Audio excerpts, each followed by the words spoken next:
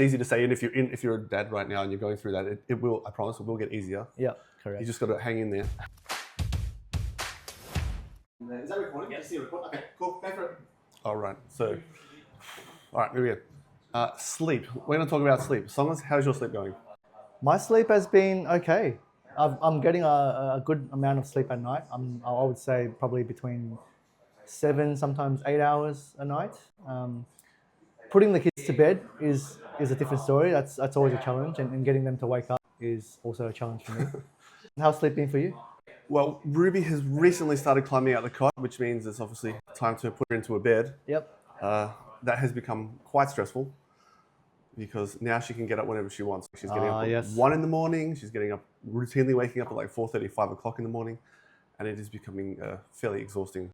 As a parent, sometimes you don't want to, like, you put the kids to bed, you want to have a little bit of time to yourself, but when they're up until like 8:30, then you know they're going to be getting up at like 4:30. Yeah. You get like 2 hours to yourself.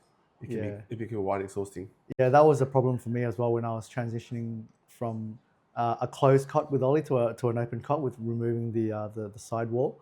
It was a pain because he could just, when we put him to bed at like say 8:30, he would just naturally get out, wander around, see what we're doing for the next hour or so. So he wouldn't stay still.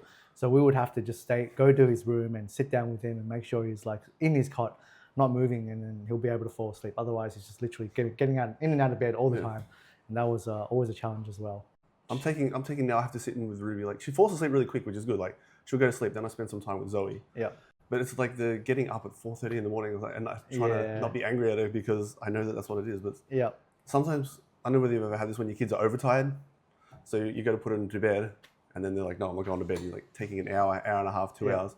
And the more tired they get, the more angry you get. Just go to sleep. Yeah. There's no reason for you to be out of bed. You're tired. You're overtired. The solution to your problem is sleep. Go to sleep. Yeah. Just go to sleep. Yeah, there's no need to be getting up 10, 20, 30 minutes constantly. I'm hungry. I'm tired. I'm sore. I'm sad. Yeah. That's what I get from my 5-year-old. She goes to bed, and that's when every problem of the day has to be talked about. My friend doesn't want to play with me. My tummy's a bit sore. I'm thirsty. And every time you got to grit your teeth, you just go. No worries. That's fine. Pop yourself back to bed. Yeah. You'll be okay. And inevitably, as you just start to put the TV show back on that you've been waiting 6 months to watch because you're so far behind on everything, that's when they walk away. I'm like, can you come and sit with me? And how long did that last for? Like the whole...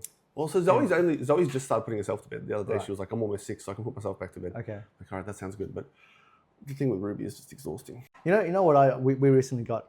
This little device. It's a music box called a Yoto. I'm not sure if you guys have heard of it, but basically it's like a small speaker that you can put these customized audio bits onto a card, and then you insert the card and it'll play like either a story or like a bedtime song, or like any other MP3s that you put on. So we got that for Ollie, and Helen made a bunch of cards with a bunch of Bluey stories, some K-pop Demon Hunters music, which everyone's loving these days. A couple of other kids stories, and that like Ollie loves it. He brings his device with him everywhere, and that kind of has helped him stay in bed for a bit. Like he'll actually look forward to going to bed now, just to sit down and put that card in that sound box and listen to the stories, and that will help him sleep. So I found that to be quite useful. We've got the Google Minis. We've got that in Ruby's room, which is fine.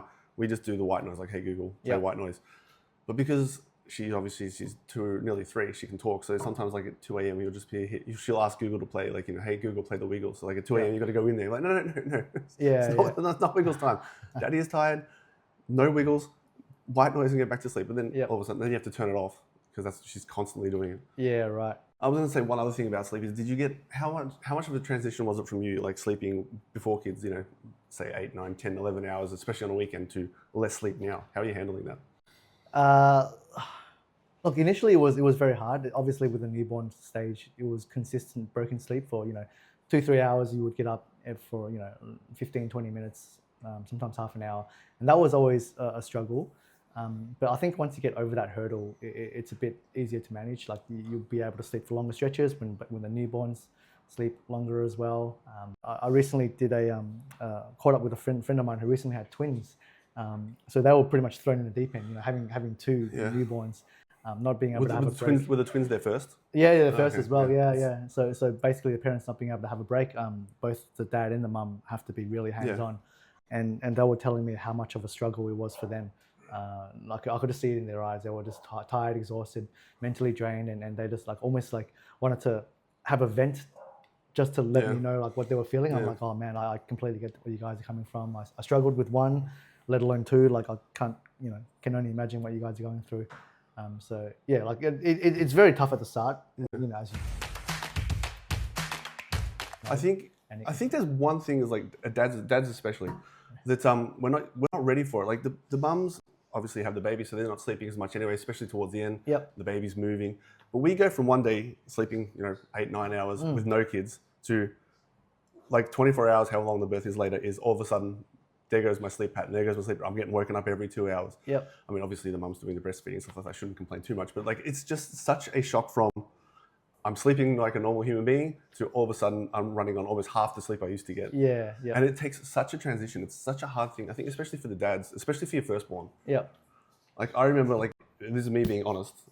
I remember within the first like 2 or 3 days, like at 2 a.m. she'd been crying for an hour. I've got the dummy and I'm trying to feed her. I'm trying to make sure my partner gets some sleep. And I remember, like, this is full honesty, holding her at one point and just thinking, I don't know if have I made the right decision? Like, am I going to be able to cope with this? You know what I mean? Like, you go from because you're not preparing to be a dad until the baby is born. Yeah, that's right. I think this might be generalizing, but I think the mums are sort of preparing, from the first trimester, second trimester. Yeah. And all of a sudden you're just thrown into the deep end. Correct. And yeah, I remember myself thinking, God, am I going to be able to do this? Like, yeah. And it's quickly had, like, within the first probably month, that had definitely faded. Yeah. But then also because I think it's hard to connect with your baby as a parent, or as a father, I should say, because the mum has to do most of the stuff for the child. And especially if you go back to work, like I was only off for, I think, 6 weeks. And then I was back at work. So they're spending all day together. I'm coming home spending maybe 1 hour with the baby. But I remember the first time that, like, I felt that real connection, like, bring you to tears kind of connection. It was, we took her for her first injections, and Stacey was like, I don't want to be holding her. I said, that's fine, I'll hold her. So I had Zoe sitting on my knee. They put in the needle. There's that brief pause where they don't know what's quite happened. And then, like, she started screaming, and she just looked at me and just, like, put her arms out for me to hold. Like, that connection, I could tell in her eyes, like, I'm upset and I need someone, and you're the person I want right now. Like, I'm getting goosebumps now. Like, I remember at the time, like, that was when I really felt, I was like, okay, I think I'm going to be okay. I think I can do this. Yeah. It's been 9 months of an adjustment, but I think I'm going to be okay. Yeah. No, that's amazing. Like, I want to also add that it was the same for me. Like, for the first month, possibly 2, I was having regrets. I was like, oh shit, am I going to be able to do this? It's so challenging. It's so hard. The consistent broken sleep. You don't know how to deal with a newborn. The whole, like them consistently crying, and you're like, well, shit, have I fed him? Have I changed his nappy? It's so stressful. And I was at my limit, and so was Helen. We're like, oh shit, do we make a mistake? Are we going to be able to be parents? But then as you navigate through that challenge, you kind of just you kind of know eventually what to do. It could be that they're a bit hungry. It could be that they're tired. They're cold. Yeah, that's the problem. Obviously they can't talk. You don't know. You go through your list. Are they hungry? No, I'll feed them. Yeah. Are they dirty? Are they cold? Are they too tired? Are they not tired enough? Do they need to do some more stimulation throughout the day to get them tired?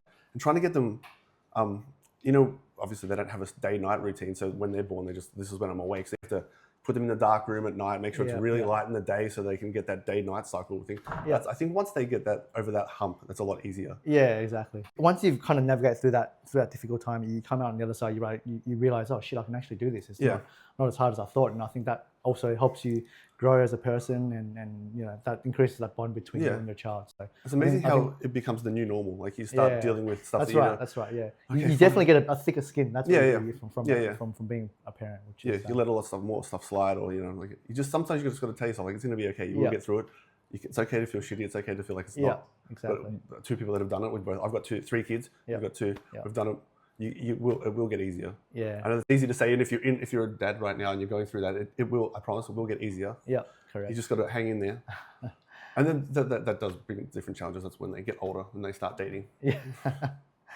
Yeah, and on that note, we should probably wrap up that section there. Thanks for listening, dads. I'm sure there's a lot of dads out there who are also having similar issues with having sleepless nights. So please write into us if you have any issues. we'll be more than happy to read any questions or help answer any questions you guys have. Like, share, subscribe. Good job, guys. Woo! That was stressful. Oh, so good. I think once like you did the initial like, let's just talk about sleep. Like, Yeah. not I was not really listening to songs because the whole time like, what am I going to say? What am I going to say? What am I going to say? What did he say? Actually, and I think when I went into the more like honest raw thing of like, I don't know if I'm ready to be a parent. Like, I remember I really I just like, recorded the last 1 minute of that bit. It was good. oh yeah, I remember like. It was a good short.